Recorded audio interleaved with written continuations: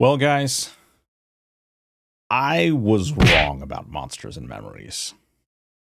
Where I thought this game was hard and difficult for the sake of being hard and difficult, I may have mistaken that for something bigger and something better. These guys aren't making the next game you're just going to raid log into. They're making the game that's going to create memories every time you log in. This video is going to outline some of the things that I may have missed on the surface of me playing during those stress tests. And frankly, this game not only is worth your time, but it provides you with an alternative to that current copy pasta garbage MMORPG that we keep seeing fail. I've been playing online games since Moongate, which I think now is called Materia Magica. And that was back in like 1996. I think I was 13 years old. And since then, I've put thousands and thousands of hours, either beta testing, alpha testing. And this was back in the day when the only way you could get into these tests is because you knew someone. It wasn't like today where early access and betas and alphas were somewhat public and most people were welcomed in. We played games like Dark Ages of Camelot, EverQuest, Asheron's Call, Shadowbane, Ultima Online, World of Warcraft, Warhammer Online, Guild Wars, Aeon. All these games, great games in their time, but they leave us asking now, what games are out there that are respecting our time? The current games you're playing most likely use the same, if not more time, to achieve less. It invalidates your progression each time there's a patch or expansion, rushing you to some sort of end game that is often unfinished or released on a staggered schedule. And then it gives you FOMO for not putting in the same amount of time as other people around you and not dumping every moment of free time you have. And oh yeah, make sure you take a week off for the expansion release so that you can stay up with everybody else. To me, that's really disrespecting your time. The game is telling you that if you don't play this way, you're going to be punished or feel like it's just not worth it. The mainstream MMO studios driven by investors have reprogrammed my brain to binge heavily in hard sprints of filler content like daily quests and bonus time-blocked content, only to arrive at a finish line where no one's really waiting because they only raid log and they're not even there unless it's a raid night. Many people have tried to come up with some type of solution. I'm sure you've heard of the term WoW killer, where a studio is trying to replace World of Warcraft through essentially beating them with their own mechanics. And then we've all heard WoW clone as well, which is like where a studio just copies World of Warcraft and tries to capitalize on the amount of MMORPG hype there was for so long. And then we have the Dreamer developers out there where they create something bigger and bigger and bigger, trying to smother games like World of Warcraft, where they're not really trying to compete necessarily, but they're trying to provide you with so much more content that they often get lost. Star Citizen, I'm looking at you. Then you have the convoluted systems, where games, in order to be relevant, not necessarily because it's fun, but they try to create these awful interactions and gameplay that are messy and broken and just super unfun, janky in an effort to have something new or do something differently. It's only there to be different, not to have fun. I've played 3 stress tests for Monsters and Memories. It's all I've really had the time to do.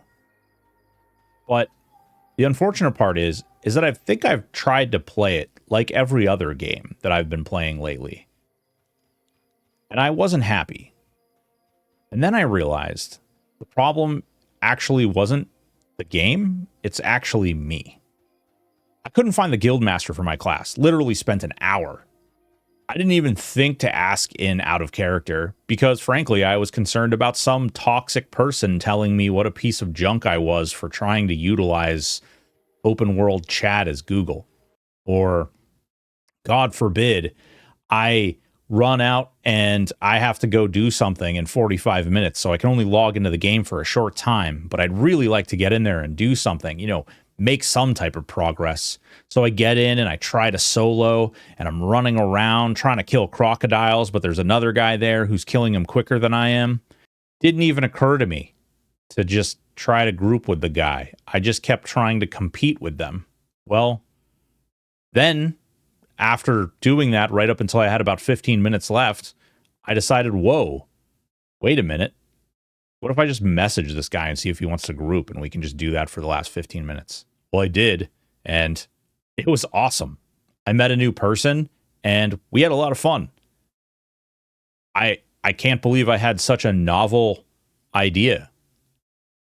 I had developed a PTSD from playing in communities where hostile and aggressive responses were kind of everywhere, and I became somewhat of an introvert, even in the MMO universe.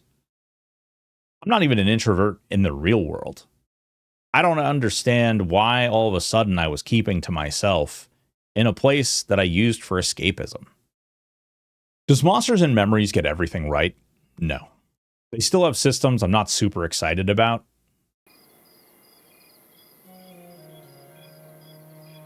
But I have to pay respect where it's due. And they're doing something different, and I'm already starting to see the positive outcomes as a result. People of the same interests are sharing moments, sharing a community. They aren't trashing one another over difference of opinion. The friction I once loathed is actually washing a lot of the bad actors out.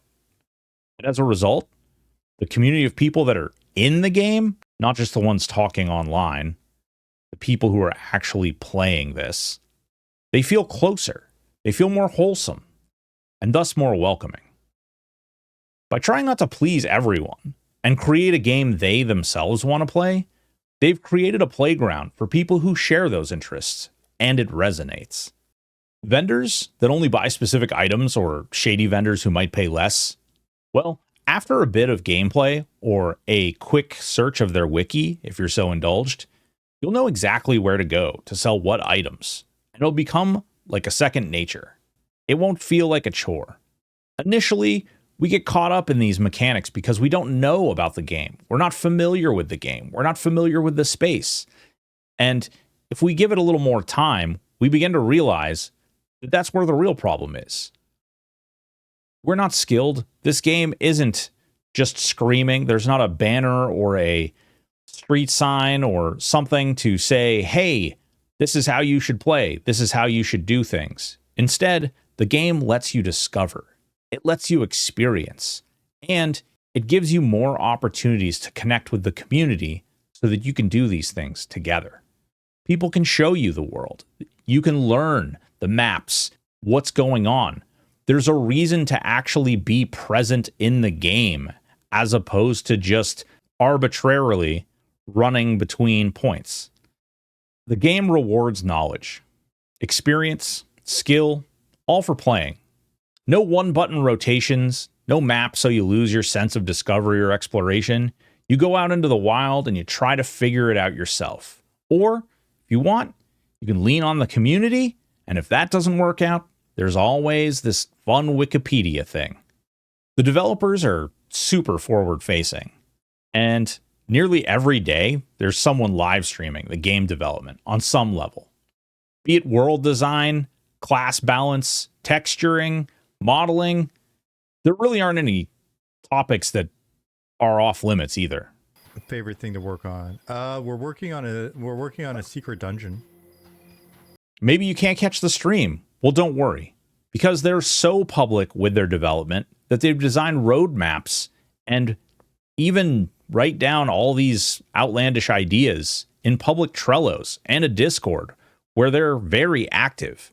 You know, so we're going to try to keep you as up to date as possible with stuff like this, and like let you know our decisions. Like if we've got something in here and we go, hey, actually we're going to push this into early access, which is refreshing because so many game developers today create these things and it's like a ghost town. Sure, It's a place for people to come and talk about the game. But these developers are actively involved with all of the people who are looking to play the game and some of the people who might be apprehensive. And they're willing to have those discussions. And some things they're willing to flex on, and other things, not so much. They're selling an idea. They're selling a system. They're selling what they want to play. Because they're funding the game themselves through personal investment of time and money, they don't really have to answer to investors, shareholders, or publisher that forces unsavory game mechanics, timelines. If you don't log in, you don't feel like you're missing out. You'll choose to log into the game, not have the game tell you to log in. Heck, they even pushed back their early access release. They were supposed to drop early access in Q1, and they pushed it back to June, just so they could get that extra polish. And frankly, the game already looks great and is enjoyable to play. I think they probably could have released now, but they care enough to want to give you the best possible experience. And I think that goes a long way. Look at Ash as a creation. Very, very different situation. In conclusion, dare I say a game I was on the fence about, even leaning slightly more towards not playing. I'm going to be there June 1st for their early access launch. And I'm excited to play a game that sort of reminds me of EverQuest, without the microtransactions, without the in-game monthly tokens, without the daily quests and daily missions, lockout timers. I'm really excited. I feel like this is going to be a respectful game that treats your time as a gift, not a resource that it's trying to extract. Let me know what you guys think. Hit that like, hit that subscribe. We're going to be doing more videos like this about more titles. Appreciate you guys spending your time with me. Have a good one.